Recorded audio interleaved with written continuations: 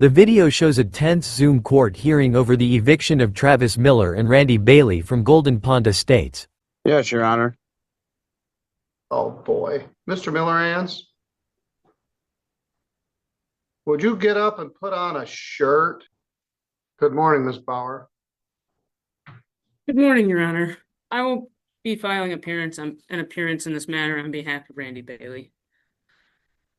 All right, I wasn't aware of that, but I don't have any objection to it, but it does, we're already in a confused posture here today. Ms. Bailey and Mr. Millerans, would you join us, please? Yes, Your Honor, we're present. All right, Mr. Millerans there as well? Yes, Your Honor. Oh boy. Mr. Millerans,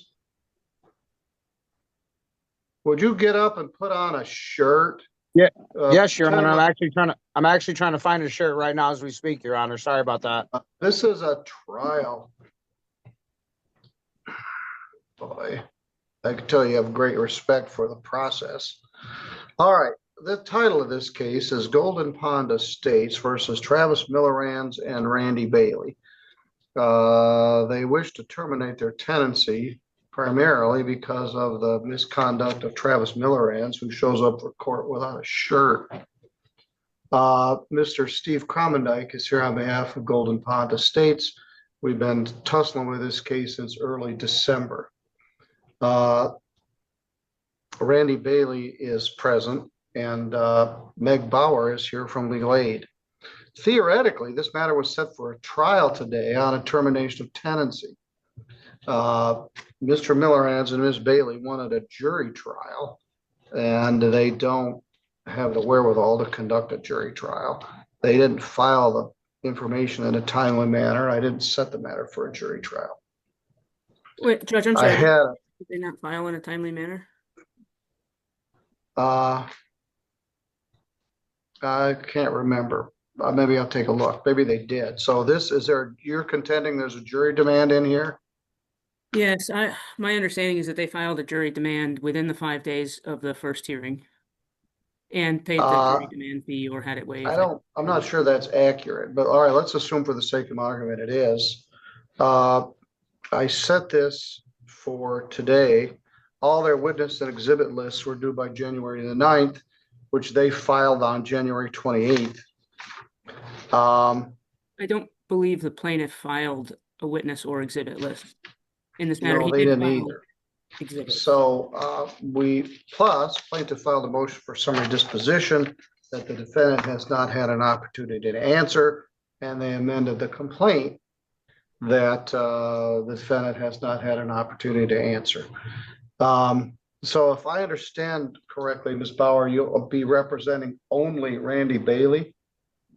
Randy Bailey is the listed client in our system. If the court would prefer that I make my appearance on behalf of both defendants, I can do that. And I am primarily motivated to be involved in this case based on the procedural confusion. Well, one problem is Randy Bailey and Travis Millerans they have conflicting interests. The primary reason they want to evict Ms. Bailey is because of the conduct of Mr. Millerans. You have articulated my apprehension about appearing on behalf of both defendants. All right, why don't you go ahead and place your appearance on the record as who you're appearing for. Thank you, Your Honor. Attorney Meg Bauer, P84816, appearing on behalf of Randy Bailey. Your Honor, Yes, if I may, Meg and I talked for quite a bit yesterday afternoon, Meg, about a potential conditional dismissal here and what terms of that would look like. I have not been able to follow up with you until now about it. You said you were going to talk to your client, which I suppose is just Randy at that point, at this point. But in any event, has there been any progress on that? Well, I'm glad that Meg is here. These people could use some help. They claim that they had legal knowledge, which they don't, and that you guys can discuss this matter in a rational manner. And nobody wanted to be here today. I appreciate, Mr. Kromendijk, you were gonna have to drive down here from Holland and everybody would have to be here. So on short notice, I turned this into a Zoom hearing. Ms. Bauer, do you think there'd be any merit to you either discussing it further with Mr. Kromendijk or with Ms. Bailey in a breakout room? I did speak extensively with the tenants last night, and I thought that Attorney Kromendijk also needed to speak with his client. So I have a little bit of an understanding of the range of possible settlements based on my conversations. I am hopeful that something is possible. I've talked to my client, and I believe he's on board. All right, how about if I put, Ms. Bailey, I'll put you in the waiting room. Don't go away. Meanwhile, Mr. Miller-Rance can get pants and a shirt. And I'll put the two of you in a breakout room and see if you can get the details of the conditional dismissal. And maybe we can have some good result here today. And Judge, I made it clear to Ms. Bailey that I was going to articulate this to you.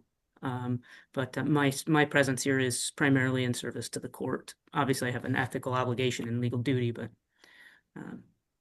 well, I've already said I appreciate your being here, and you all very often help resolve difficult cases, and I do appreciate that. All right, I'm going to put both of you in a breakout room. I'm going to sit here and think deep thoughts for a while, or maybe not so deep thoughts. All right, I'll give you both the first line of the day. You're breaking my heart. You're shaking my confidence daily. All right, you guys think about that. I know it. I just can't think of the next line now. Sing it. That'll come to you. I didn't give you the first word. The first word is the title. You're breaking my heart.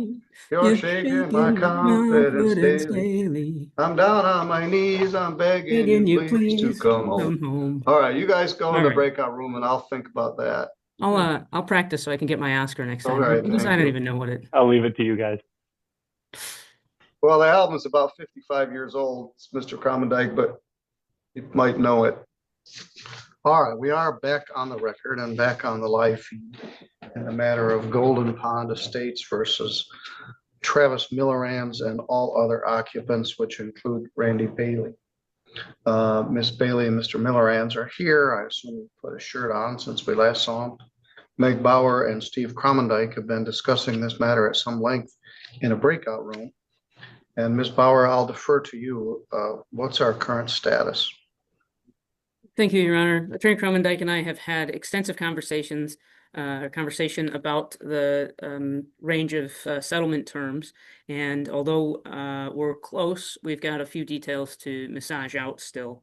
So for that reason, we'd like to ask the court to schedule us to keep us on track, that perhaps we have the court schedule a pretrial, perhaps a deadline for witnesses and exhibits in a couple of weeks. And we were discussing that ideally the week of February 16th, but obviously depending on the court schedule, with the hope that we'll have a settlement that we can have executed and entered at that hearing, but understanding that that's a turning point to keep us on track. All right, the clerk did bring in the jury demand. It was in the file. I couldn't find it. It was filed within 5 days of the original hearing on December 5th, and the defendant did pay the $50 jury demand fee. So theoretically, this case would be set for jury trial. There are a couple concerns. I don't think there's currently any valid lease in effect. Do you agree with that, Mr. Kromendijk? I do. We've been tussling with this, as I said, since December.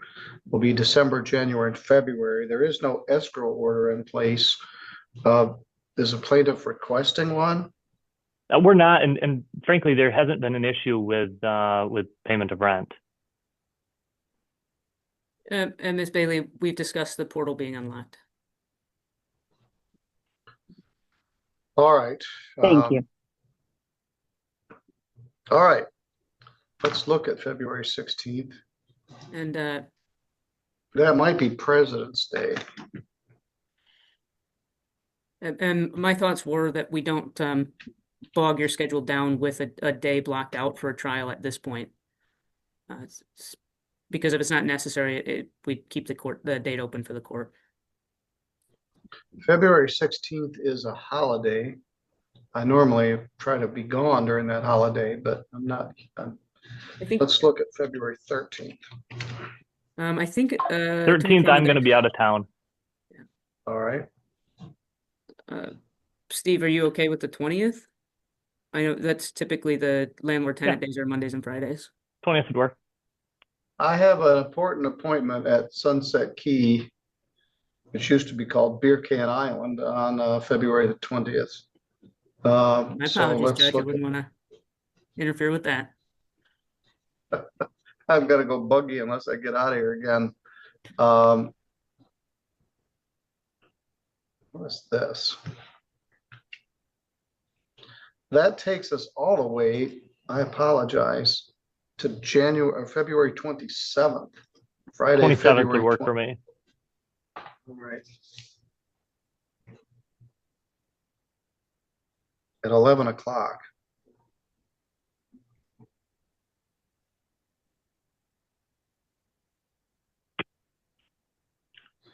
It's going to be problematic because I'm missing so many Mondays and Fridays in February. The days are going to be kind of dense, but I think I may be able to put some things in the afternoon of that day. So we'll block out 1 hour on Friday, February 27th at 11 to 12 for status conference. If the matter is resolved before that time, you certainly can file a conditional order of dismissal at any time.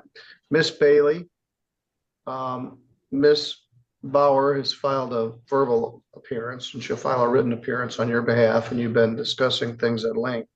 Mr. Millerans, my advice to you is that you continue to keep things on a low profile. There are a number of things that you are alleged to have done, which is why they want to terminate your tenancy. So Your my Honor. advice, well, I don't, we haven't got to that issue. They're accusations. So just don't bring up any more accusations.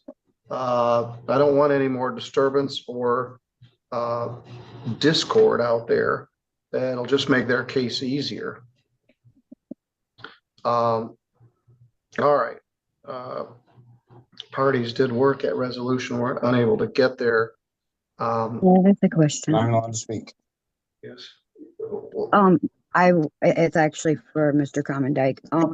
Because I was locked out, of the portal, can the $50 late fee that was put there for January's rent be removed? Because Casey did Well, ask we for can the discuss rent. that later. Right now, you can't pay your rent. In a termination of tenancy case, they can't accept your rent. But So they're they can't say asking we We're won't not gonna- accept your rent, then give you a late fee. So you can discuss that with Ms. Bauer. Yeah. But certainly keep stockpiling the money if there's an issue regarding rent. Judge, we're not going to raise a Park Forest waiver argument at this point, but we'd much prefer to have the rent paid. All right, then you guys can discuss that. Defendant will allow rent to be paid. That's interesting. It makes sense. What happens is people don't pay the rent and they don't set the money aside. They spend it on car insurance or groceries or lottery tickets or whatever. And then when it comes time to pay the rent, the money's gone. So there is certainly logic in continuing to pay the rent. We don't have an escrow order. And that way the rent will not be an issue. So I guess I can accept that. All right, this matter's continued all the way till Friday, February 27th, which is about a month from now at 11 o'clock. If the matter is resolved, that's fine. If it isn't resolved, we'll set a jury trial date at that time. All right, we will have a finalization of any witness and exhibit list by that time.